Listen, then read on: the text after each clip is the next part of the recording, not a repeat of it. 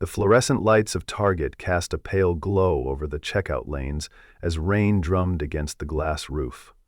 A woman stood hunched over the card reader.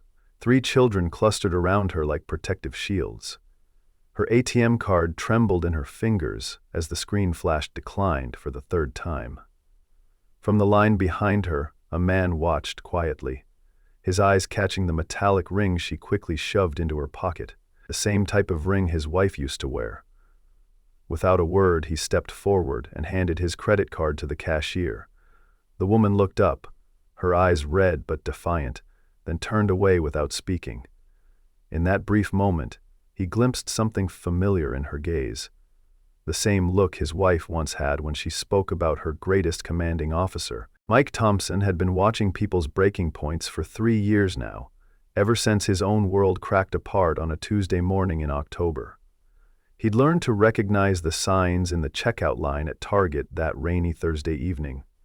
The way shoulders curved inward, how hands trembled when reaching for wallets. The particular silence that settled over children when they sensed their parents' distress. The woman wore civilian clothes, but there was something in her posture that reminded him of the military wives he'd known back when Lisa was alive.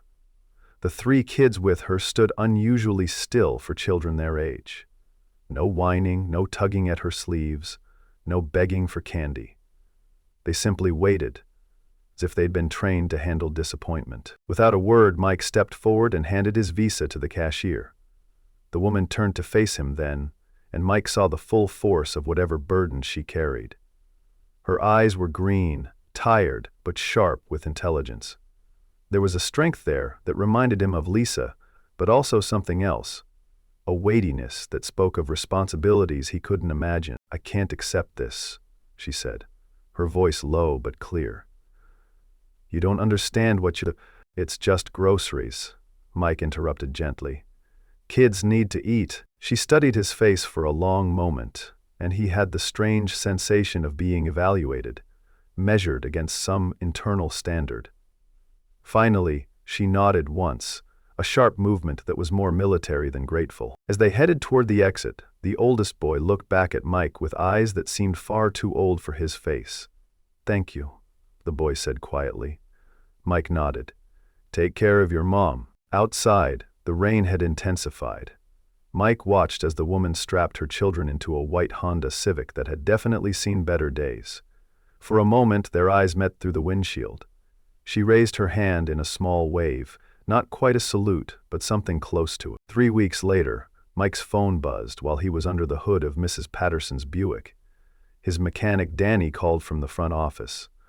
"Mike, there's a situation out here. Woman with 3 kids, says you helped her before." Mike wiped his hands and walked to the front, where he found the same woman from Target standing beside her Honda.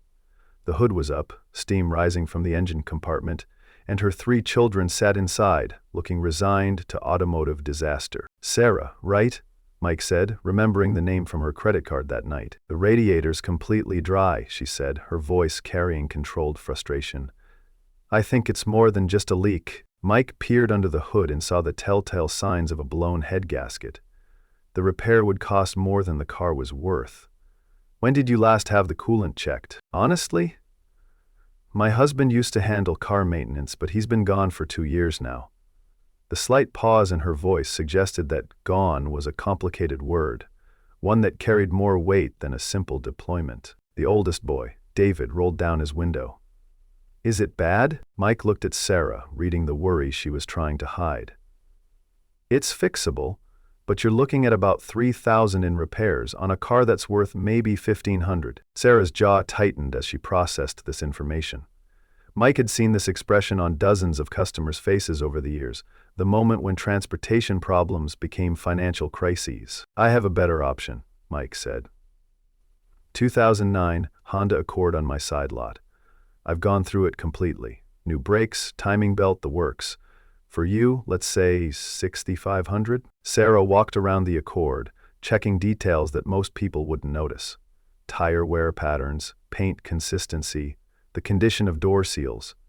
"You know cars," Mike observed. "My husband taught me some things before his last deployment," she said carefully. As they completed the paperwork, Mike's phone rang. Jake's name appeared on the caller ID, along with the school's number. "Dad?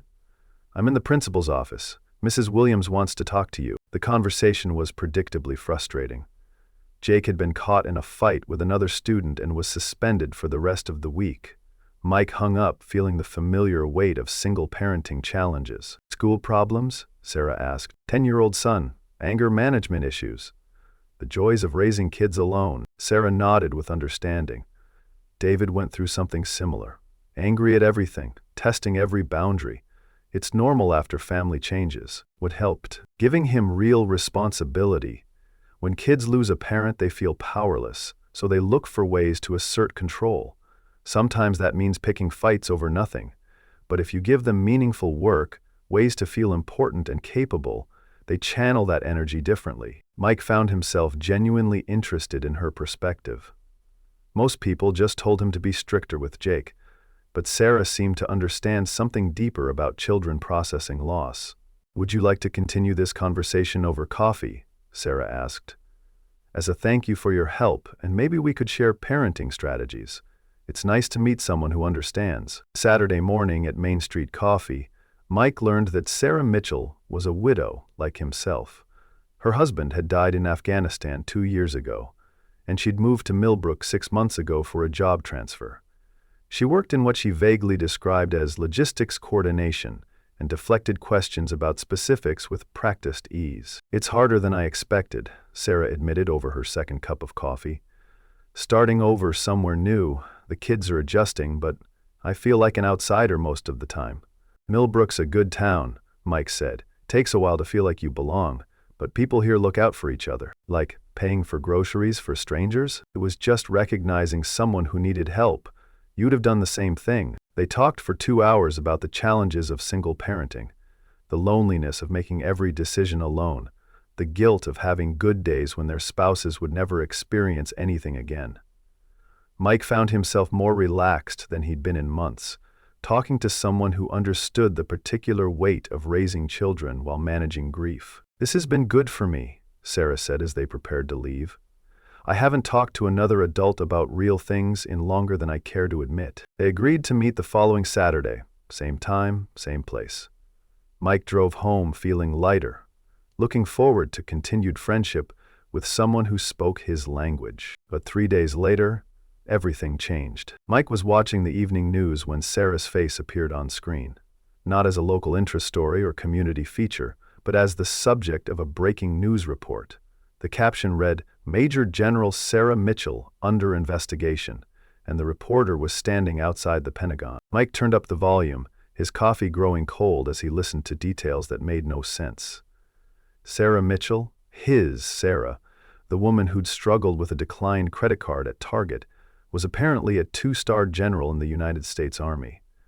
She was under investigation for irregularities in personal finances and unauthorized use of military resources for private purposes. The report mentioned 3 children she'd been secretly supporting despite having no legal custody, and raised questions about her fitness for command.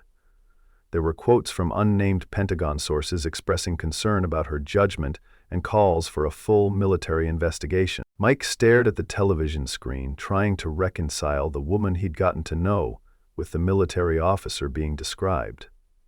Sarah Mitchell, Major General. The same Sarah who'd accepted his help with car repairs and shared coffee while discussing parenting challenges. His phone rang. Sarah's number. "I suppose you've seen the news," she said without preamble. Her voice was steady, but Mike could hear the strain underneath. "Sarah, what the hell is going on? It's complicated. Can we meet? I owe you an explanation." They met that evening at Riverside Park, away from the curious eyes and ears of Main Street Coffee. Sarah looked older, more tired, wearing the weight of whatever crisis had exploded into public view. "I should have told you from the beginning," she said as they sat on a bench overlooking the creek. "I'm Major General Sarah Mitchell, commanding officer of Fort Braxton. The 3 children I'm raising, David, Emma, and Tommy, they're not my biological children. Their fathers were soldiers under my command who died in combat operations." Mike felt the ground shifting beneath him. "So, when you said your husband died in Afghanistan," I lied. "I've never been married." I took responsibility for these children because their fathers died following my orders, and I couldn't live with the idea of them growing up in foster care or with relatives who didn't understand what their fathers died for. The financial investigation? I've been using my personal savings to support not just these 3 children, but 15 other military families who lost breadwinners under my command. Apparently, someone reported irregular financial activity, and the Army decided it looked suspicious enough to warrant investigation. Mike sat in silence, processing this information. The woman he'd been getting to know for weeks was not who she'd claimed to be. The struggling single mother was actually one of the highest-ranking officers in the military. The financial difficulties were real, but not for the reasons he'd assumed. "Why didn't you tell me?" he asked finally. "Because I wanted to be normal for once. Do you have any idea what it's like to be constantly on? To have every conversation filtered through rank and protocol? When I met you, I was just Sarah, a woman whose card got declined at Target. For the first time in years, someone saw me as a person instead of a position. But the lies about your husband? I know, I'm sorry. I created a story I thought you'd relate to, someone who'd understand the challenges of single parenting. I didn't expect..." She paused, looking across the water. "I didn't expect to care what you thought about me." Mike stood up and walked to the creek's edge. The trust he'd been building with Sarah felt fractured, complicated by deception and misrepresentation. But underneath his confusion, he recognized something else: admiration for what she'd been trying to do. 15 families? He asked. 15. Some just needed help with medical bills or car repairs. Others required ongoing support for children's education or housing costs. I'd been doing it quietly for 2 years, using my own money and personal time. And the Army has a problem with this? The Army has a problem with anything that looks irregular. They're concerned about the appearance of impropriety, about whether I've been using my position for personal purposes. They're also questioning my fitness for command, if I'm emotionally compromised by relationships with families of deceased soldiers. Mike turned back to face her. "What happens now?" "There's going to be a formal investigation, probably a hearing. Best case scenario, I get reprimanded and transferred. Worst case, I lose my command and possibly my career. Either way, the children will probably be removed from my custody and placed in the system." "Even though you've been taking care of them for 2 years?" "I have no legal standing.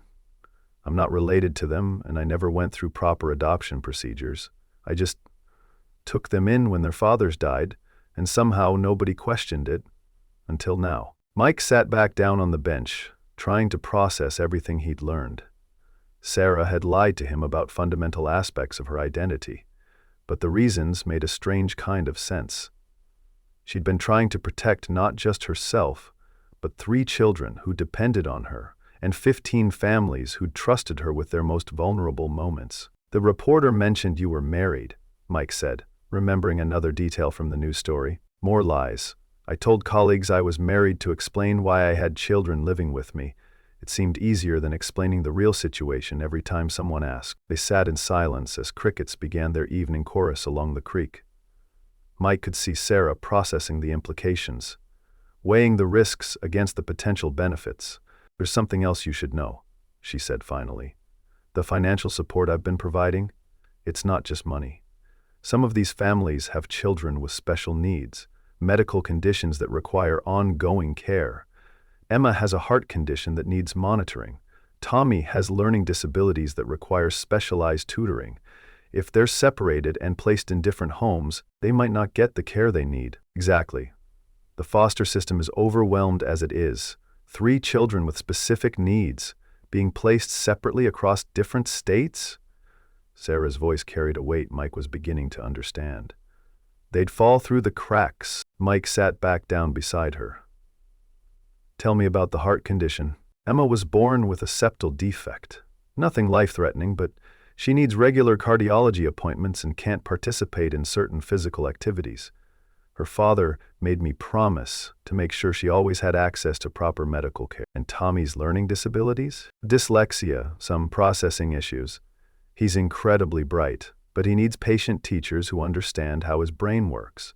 In the wrong classroom, he'd be labeled as disruptive or slow." "What about David?" Sarah's expression softened. David's the one who holds everyone together. He's been the responsible one since his father died, helping take care of the younger kids, making sure homework gets done, being the voice of reason when things get chaotic. He shouldn't have to carry that weight, but he does it anyway. Mike found himself thinking about Jake, how his son had stepped up in ways that were both admirable and heartbreaking after Lisa's death. Kids that age, they grow up too fast when they have to. Exactly. David needs to learn how to be 12 years old again, not a substitute parent. And do you think marriage would solve all of this? I think marriage would give us legal standing to keep the children together and fight for what's best for them. It would also demonstrate to the army that my decisions aren't impulsive or emotionally compromised. They're part of a family plan developed with my spouse. Mike stood up again, walking to the edge of the creek where moonlight reflected off the slow-moving water. What would that look like, practically speaking? Your career, my business, 5 children between us. It would be complicated. I might get transferred, which would mean relocating everyone. The military community can be insular. Your children would have to adapt to a different social environment. And there would be protocols, events, expectations that come with being married to a general officer. You make it sound like joining a foreign diplomatic service. In some ways it is. Everything you do reflects on my career and vice versa. Every decision gets scrutinized through the lens of military propriety. Sarah paused. But there are also benefits. Health care, educational opportunities, access to resources that could help all 5 children thrive. Mike thought about Jake's recent struggles in school, about Lily's dream of taking piano lessons they couldn't quite afford, about the college savings accounts that were growing too slowly. What about my business? You could keep it, run it remotely if necessary, or we could find ways to expand it near wherever I'm stationed. Military bases always need reliable mechanics who understand the unique needs of service families. You've thought about this before. I've thought about a lot of scenarios since the investigation started. This one seemed the most impossible until tonight. Sarah, Mike said slowly, what's your maiden name? Mitchell has always been my name. Why? My wife Lisa served under a Major Sarah Mitchell during her reserve deployment. She talked about you constantly. Said you were the best officer she'd ever known. That you cared more about your soldiers than your own career advancement. Sarah went very still. Lisa Thompson? Logistics specialist? Blonde? Always volunteering for extra shifts? That's her. Oh my God. Sarah turned to face him fully. Lisa Thompson was your wife? She talked about you all the time, about her husband who fixed cars and made her laugh and was raising their 2 children to be good people. She was so proud of your family. Mike felt something shift in his understanding of everything that had happened. The chance meeting at Target, Sarah's immediate trust in his help, the way she'd seemed to recognize something in him. It hadn't been random at all. She died 3 years ago, Mike said quietly. I know. I attended her funeral. I've been sending anonymous donations to a scholarship fund in her name at the children's school. Sarah's voice broke slightly. I've been watching out for your family from a distance, trying to honor her memory. The declined credit card that night. I'd just transferred money to the scholarship fund.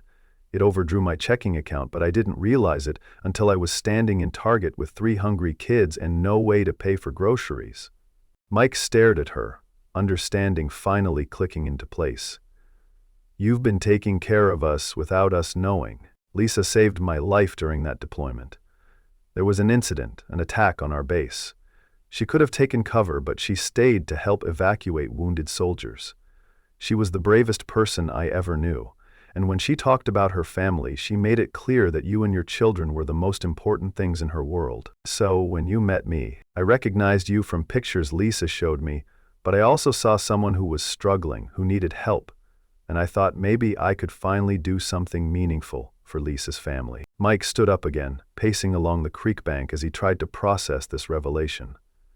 Everything he thought he knew about his relationship with Sarah was built on a foundation of half-truths and hidden connections. But everything he'd felt, the genuine friendship, the mutual understanding, the sense of finding someone who shared his experiences, that had been real. What happens to the children if you lose custody? Mike asked. David will probably go to live with his aunt in California. Emma has grandparents in Florida who might take her. Tommy, Sarah's voice faltered. Tommy doesn't have anyone. He'll go into foster care. Mike thought about Tommy's enthusiasm for race cars and marine biology, about David's quiet intelligence, about Emma's musical talent. 3 children who'd already lost their fathers, now facing the possibility of losing the only stable family they'd known since then. There has to be something we can do, Mike said. Like what? I can't adopt them. The investigation makes that impossible now. And even if I could, I don't have the legal standing to fight for custody. Mike stood up, pacing along the creek bank. What if we approach this differently? Instead of fighting the system, what if we used it? I don't understand. The Army's concerned about the appearance of impropriety, right? About you being a single officer with questionable personal relationships. But what if you weren't single? Sarah's eyes widened. Mike, what are you suggesting? Marriage.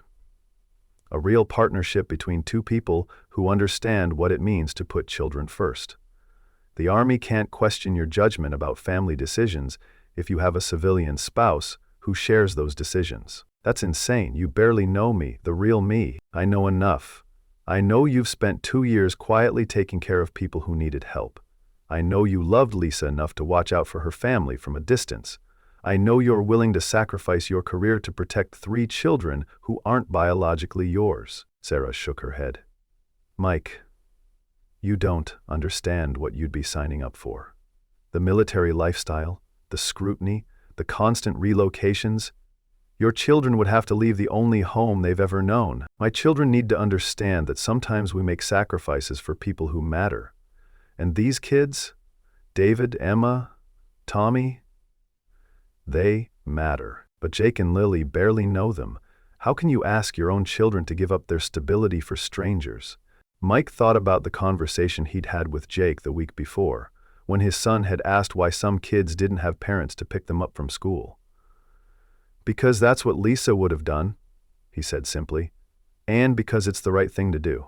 The next morning, Mike called his sister Rebecca to discuss the situation. She listened without interruption as he explained everything. Sarah's real identity, the military investigation, the proposal that had seemed reasonable in the moonlight but felt increasingly surreal in the daylight. Let me get this straight, Rebecca said when he finished. You want to marry a woman you've known for 3 weeks who lied about her identity to help her adopt 3 children you barely know? When you put it like that, it sounds insane. Because it is insane, Mike. What about Jake and Lily? Have you considered how this would affect them? Mike had been thinking about little else since leaving the park. I think it would be good for them. They'd have siblings, a stable family structure, opportunities they wouldn't have otherwise. Or they'd be traumatized by being uprooted from everything familiar and thrust into a military lifestyle they never chose. Kids are more adaptable than we think. Some kids are.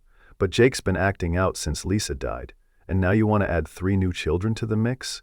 And potentially move across the country? That's a lot of change for a boy who's already struggling. Rebecca had a point. Mike knew his son was still processing grief in ways that sometimes manifested as anger or defiance. Adding major family changes to that equation could either help or make things significantly worse. What if we started smaller? Mike said, thinking out loud. What if Sarah and the kids moved in with us temporarily, just while the investigation is ongoing? Give everyone time to adjust before making permanent decisions. And if it doesn't work out? If the kids don't get along, or if you realize you're not compatible as partners? Then what happens to those 3 children who've already lost everything once? Mike didn't have good answers to these questions, but he kept thinking about Tommy's face when he talked about marine biology, about Emma's careful way of explaining her violin practice schedule, about David's mature concern for his younger siblings. I need to talk to Jake and Lily, he said finally. Good idea. And Mike? Whatever you decide, make sure you're doing it for the right reasons. Don't try to save everyone if it means sacrificing your own children's well-being. That afternoon, Mike sat down with Jake and Lily in their living room. He'd prepared a careful explanation about Sarah's situation, about the possibility of helping a family in need, about what it might mean for their own family structure. So Sarah's actually a general? Jake asked, his eyes wide with interest. Like, she commands soldiers and everything? That's right. Cool. Does she know how to shoot guns and drive tanks? Probably, but That's not really the point here, buddy. Lily, who had been quietly coloring while listening, looked up from her drawing. Are the kids nice? They seem to be. David's about Jake's age. Emma's a little older than you, and Tommy's 8. Would they live here? That's what we're trying to figure out. How would you feel about that? Jake considered this seriously. Would I have to share my room? We'd work out sleeping arrangements that were fair for everyone. But it's my room. I don't want some strange kid touching my stuff. That's understandable. We'd establish ground rules about personal space and belongings. Lily had returned to her coloring, but Mike could tell she was still listening. What about Emma? Does she like horses? I don't know. You could ask her. If she likes horses, she can share my room. But only if she likes horses. Mike found himself smiling despite the seriousness of the conversation. Children had their own logic for determining compatibility, and apparently, Lily's criteria centered on equine appreciation. There's something else we need to talk about, Mike said. If we decide to help Sarah's family, it might mean some big changes for us too. We might need to move to a different town, maybe even a different state. Jake's expression shifted immediately. Move? Why would we move? Sarah's job might require it. Military families move fairly often. But this is our house. Mom's garden is here. All my friends are here. Mike felt the weight of what he was asking his children to consider. Their current house wasn't just where they lived. It was where Lisa had lived, where her presence still lingered in carefully tended flower beds and family photos on every surface. I know this is a lot to think about, Mike said gently, and we don't have to decide anything right now. But I want you both to know that whatever we do, we'll do it together as a family. What if I don't want to move? Jake asked. Then we'll figure out a way to make it work without moving. But I want you to think about something, okay? Sometimes we have opportunities to help people who really need it, and those opportunities don't come around very often. Like when you paid for Sarah's groceries. Exactly like that, except bigger. Lily looked up from her drawing again. Daddy, are you going to marry Sarah? The question caught Mike off guard. Why do you ask that? Because that's what people do when they want to take care of kids together. Mommy told me that before she went to heaven. Mike felt his throat tighten. Even in death, Lisa continued to offer guidance through the innocent wisdom of their 7-year-old daughter. Sarah was quiet for a long time, considering the implications. The investigation would examine any new relationships. They'd want to make sure I wasn't trying to manipulate the situation. Then we make it real. Not fake, not for show, but an actual partnership between two people who want to build something good together. Mike, you barely know me. The real me. I know enough. I know you've spent 2 years quietly taking care of people who needed help. I know you loved Lisa enough to watch out for her family. I know you're willing to sacrifice your career to protect 3 children who aren't biologically yours.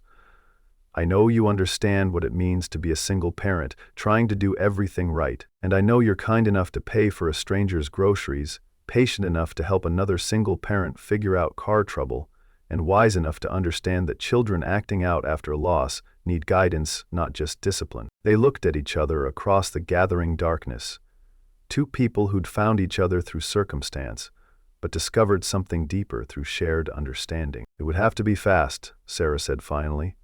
The hearing is scheduled for next week, and we don't waste time. The children would need to understand that this isn't about romance. It's about creating a family structure that protects everyone. Kids are smarter than we give them credit for. They'll understand that sometimes love looks different than people expect. You realize this will change everything?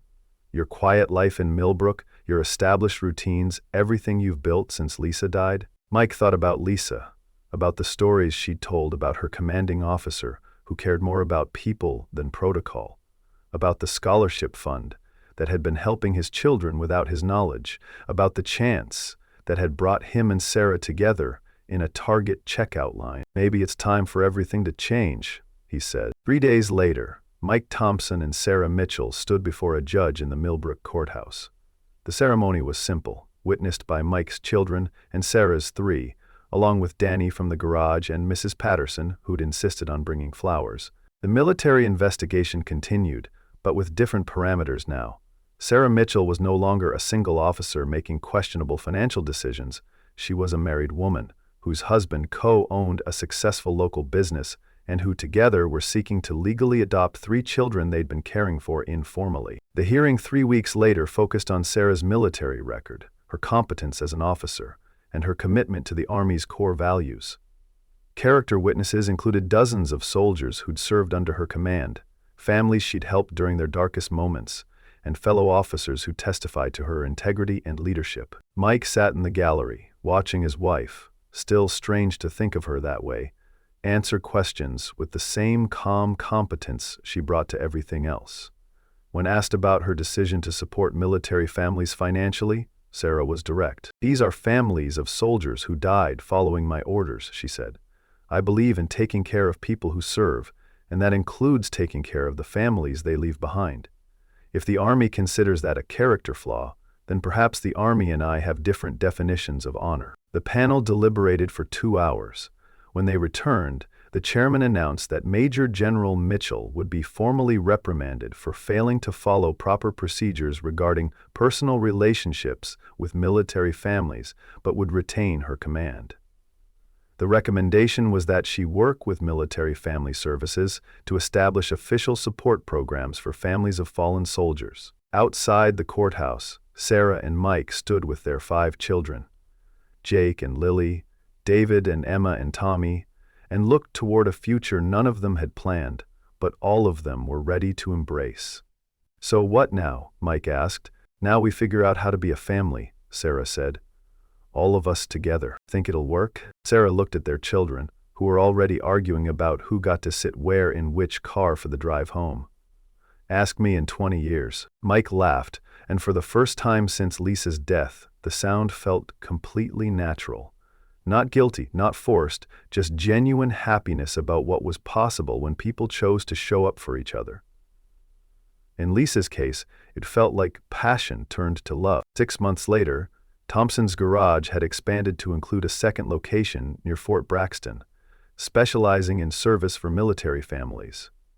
The scholarship fund in Lisa's name had grown into a full foundation, providing educational support for children of fallen soldiers. And every Thursday evening, the Thompson-Mitchell family could be found at Target, buying groceries for 7 people, with Mike's credit card while Sarah supervised the careful chaos of children who'd learned that family wasn't about biology, it was about choosing to take care of each other, especially when it wasn't easy. The story could have ended there, with a neat resolution and everyone finding their place.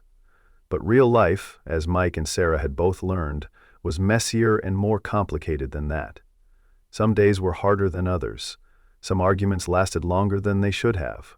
Some nights, lying in their separate bedrooms, both Mike and Sarah wondered if they'd made the right choice. But every morning, they woke up to the sound of 5 children getting ready for school, eating breakfast around a table that was too small, arguing about homework and chores and whose turn it was to feed the dog they'd eventually gotten, despite Mike's protests. And every morning they chose again to show up for each other, to build something good together, to honor the memory of the people they'd lost, by taking care of the people who remained. It wasn't the life either of them had planned, but it was the life they'd chosen, built on a foundation of unexpected kindness, shared understanding, and the recognition that sometimes the most important families are the ones we create rather than the ones we're born into. And sometimes, if you're very lucky, helping a stranger with their groceries can change everything. At